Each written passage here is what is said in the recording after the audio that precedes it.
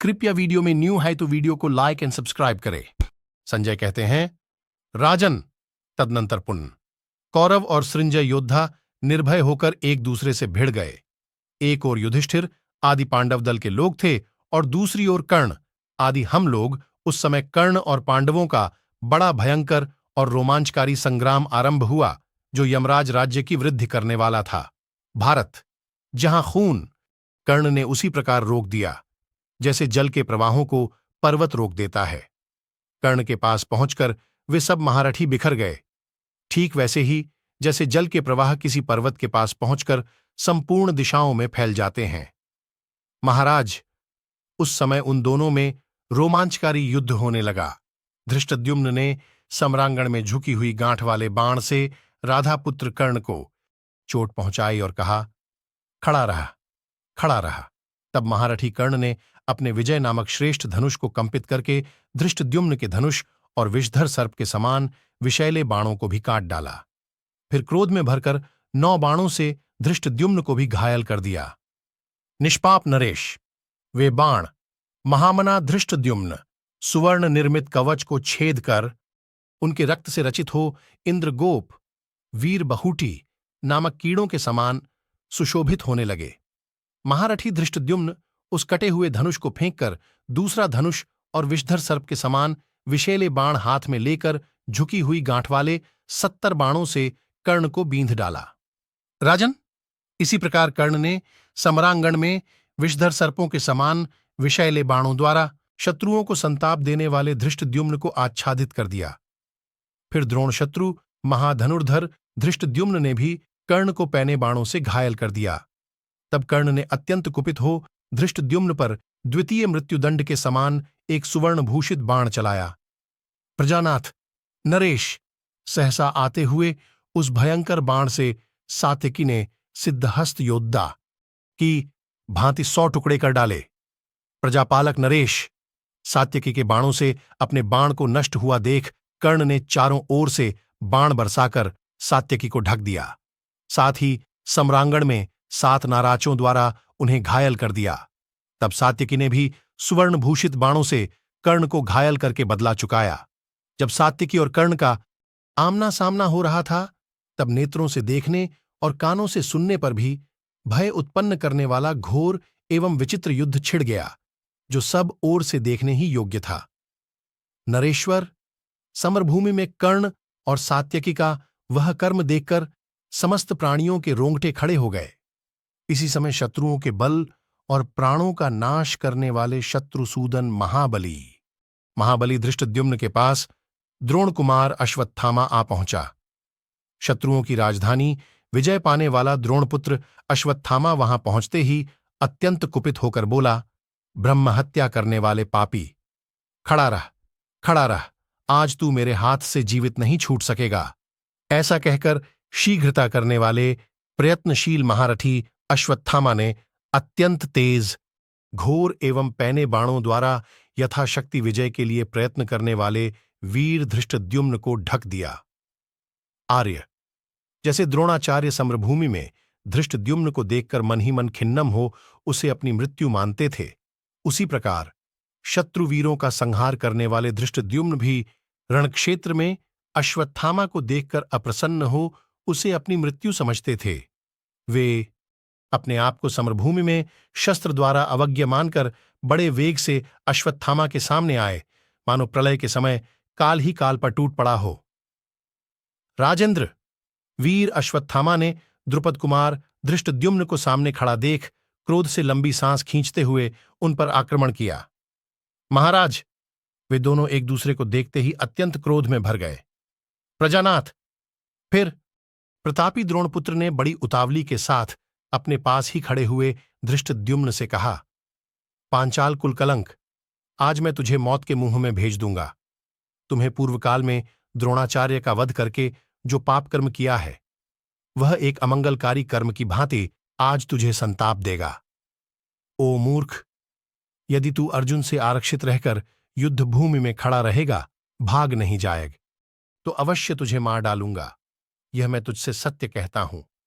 अश्वत्थामा के ऐसा कहने पर प्रतापी धृष्टद्युम्न उसे इस प्रकार उत्तर दिया, अरे, तेरी इस बात का जवाब तुझे मेरी वही तलवार देगी जिसने युद्धस्थल में विजय के लिए प्रयत्न करने वाले तेरे पिता को दिया था।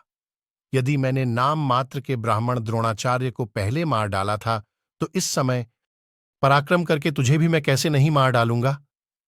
महाराज, ऐसा कहकर अमर्षशील सेनापति द्रुपद कुमार ने अत्यंत तीखे बाण से द्रोणपुत्र को बींध डाला। इससे अश्वत्थामा का क्रोध बहुत बढ़ गया। राजन, उसने झुकी हुई गांठ वाले बाणों से युद्धस्थल में धृष्टद्युम्न की संपूर्ण दिशाओं को आच्छादित कर दिया। महाराज, उस समय सब ओर से बाणों द्वारा आच्छादित होने के कारण न तो आकाश दिखाई देता था, न दिशाएं दिखती थीं और न सहस्रों योद्धा ही दृष्टिगोचर होते थे।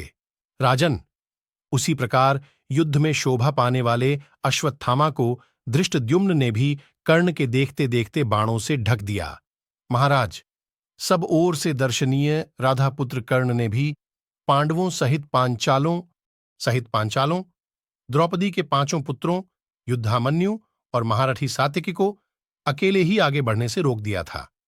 धृष्टद्युम्न ने सम्रांगण में अश्वत्थामा के धनुष को काट डाला।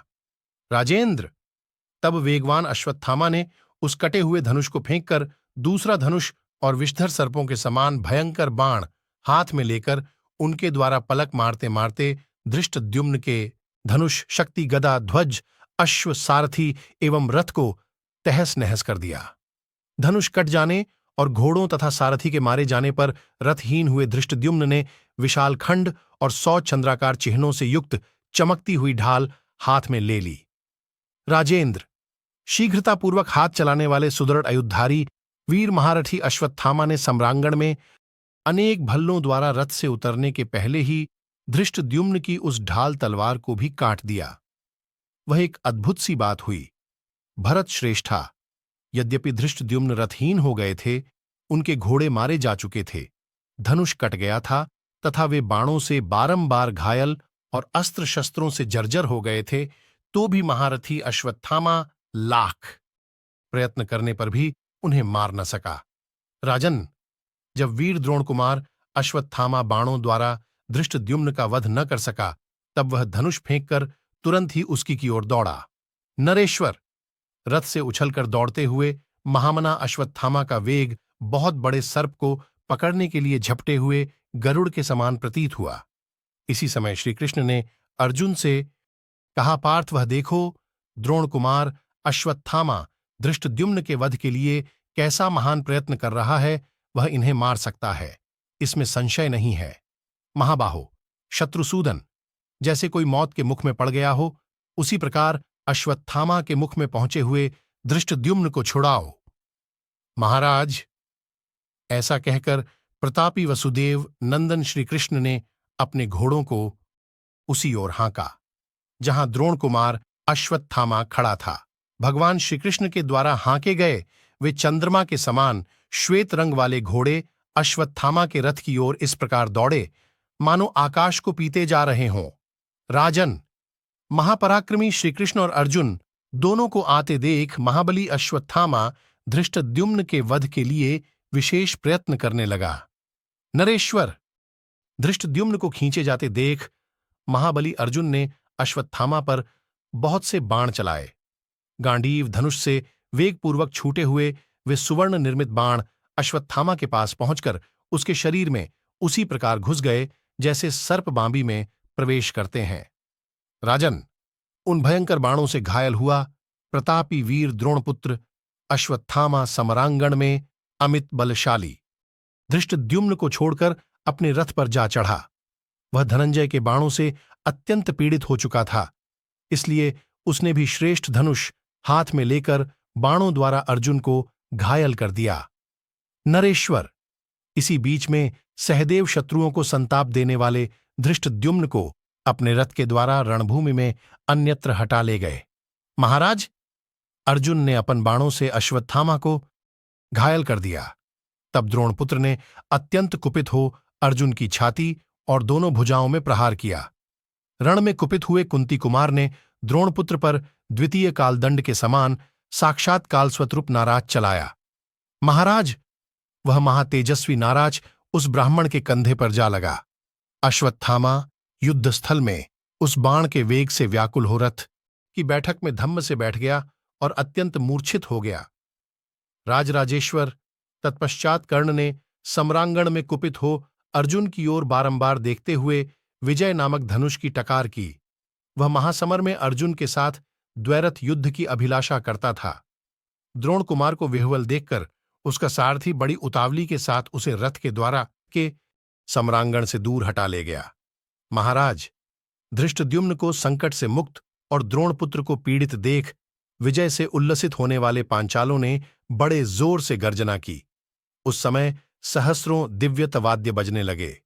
वे पांचाल सैनिक युद्धस्थल में वह अद्भुत कार्य देखकर सिंहनाद करने लगे। ऐसा पराक्रम करके कुंती पुत्र धनंजय ने भगवान श्रीकृष्ण से कहा, श्री कृष्ण, अब संशप्तकों की ओर चलिए। इस समय यही मेरा सबसे प्रधान कार्य है। श्री कृष्ण अर्जुन का वह कथन सुनकर मन और वायु के समान वेगशाली तथा अत्यंत ऊंची पताका वाले रथ के द्वारा वहां से चल दिए।